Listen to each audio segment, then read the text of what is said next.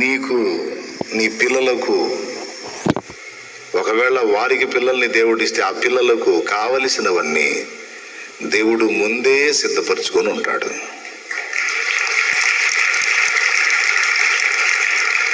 అన్నీ సిద్ధపరచబడ్డాయి అంటాడు ఆయన. సిద్ధపరచబడితే అన్నీ ముందే వేయచ్చుగా అంటే అట్లెట్లేస్తా? నిర్ణయ కాలం ఉంది. ఆ మజిలీకి వచ్చినప్పుడు అక్కడ అవసరమైంది అక్కడ అందిద్ది. అక్కడ నుండి దాటి ఇంకొంచెం ప్రయాణం చేస్తే ఆ మజిలీకి వచ్చినప్పుడు అక్కడ అందాల్సింది అక్కడ అందిద్ది. నువ్వేమో అన్నీ ఒకేసారి ముందు కొప్పే ప్రభా, దిగులే ఉండదు తండ్రి, స్తోత్రం అని.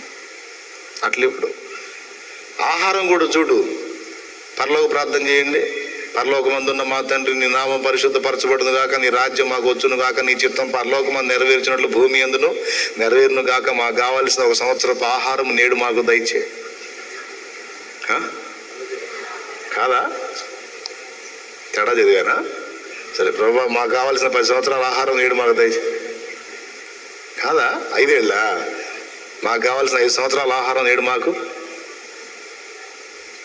నెల ఆహారం, వారాహారం, 2 దినముల ఆహారం నో.